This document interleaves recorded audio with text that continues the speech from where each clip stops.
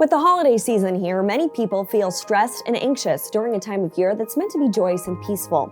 According to the American Psychological Association, nearly 9 in 10 U.S. adults say something causes them stress during the holiday season, and 43% say that stress interferes with their ability to enjoy the holidays. With me today is Katie Groves, a psychotherapist with St. Luke's Behavioral Health Specialist. Thank you so much for joining us. Thank you for having me. So, Katie, clearly the holidays cause many emotions for people. What are some of the normal emotions that the season can bring? Yeah, so the holidays can lead to a wide variety of emotions, including positive emotions and the opportunity to connect with friends and family.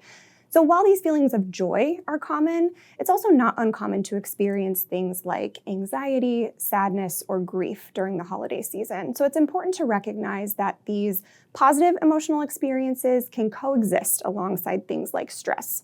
Right. Now, today we're focusing on anxiety and stress. What can cause some of those feelings? Surveys have shown that the most common stressor during this time is a feeling of a lack of time to get everything done during the holidays.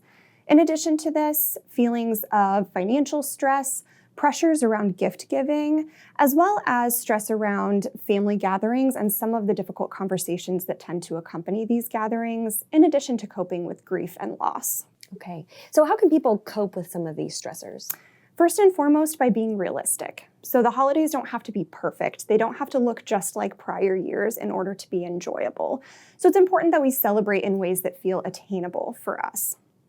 Next, it is very important to learn to say no. So it's easy to become overwhelmed when we overextend ourselves. So we want to prioritize the areas that receive our yeses during this season. Also, it's important to reach out. So lean into those interpersonal supports, ask for what you need from other people, and try to delegate tasks where you can. And when it comes to coping with grief, we want to be patient with ourselves. Recognize that your emotional experiences are normal. Try to find ways to honor the person who is no longer here in a way that feels right for you. And recognize that some traditions or celebrations may change this year, and that's okay. Okay. Now, family gatherings can be an area of stress. What can people do in this area to help manage stress or some of those difficult conversations? Some of those difficult conversations can prove to be challenging. So we want to ensure that we are remaining open and kind, that we are communicating effectively, and that we are setting conversation goals so we know exactly what we're hoping to achieve in the midst of those conversations. It's also important to keep calm when tensions rise. So a good way to practice this is by coping ahead, considering ahead of time, how might you want to respond in the event that we come across a difficult conversation? So when we feel equipped to respond to some of those situations proactively, it leads to us feeling more confident in the moment. With these difficult conversations comes the reality that we may not be able to change someone's mind. So it's important to know when to end these conversations. So maybe we suggest another activity or we change the subject, but we really want to reinforce the relationship that we have with the other person. Absolutely. So what are some self-care strategies we can use to help get us through this stress and anxiety? We want to ensure that we are acknowledging our feelings, or what we call naming it to tame it. So when we're able to notice and acknowledge our emotional experiences, it better equips us to be able to cope with these emotions. We want to ensure that we are setting boundaries and we're keeping up with healthy habits, as well as coping ahead, meaning thinking ahead of time and considering, what is going to be difficult for me this holiday season? What are some of my triggers during the holidays? And trying to combat that proactively.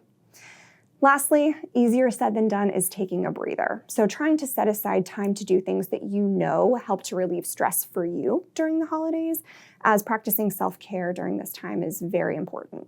Okay. And how do you know when it may be time to seek help from a professional? So when you know or notice that these symptoms are impacting your daily functioning, meaning you notice impacts to your sleep, your ability to complete tasks at work or at home, if it's impacting your relationships with other people, or you feel that these symptoms are becoming persistent. Also, if you're just having a hard time coping with this independently, that may be a good indicator that it's time to reach out for additional support. Okay, great. Well, great to know. Thank you so much again for joining us, Katie. Thank you. To learn more about St. Luke's Behavioral Health Specialist or to schedule an appointment, visit stlukeskc.org/behavioral. You can also stay up to date with all the latest health news and stories from St. Luke's at stlukeskc.org/news. Thanks again for watching. We'll see you next time on Health News You Can Use.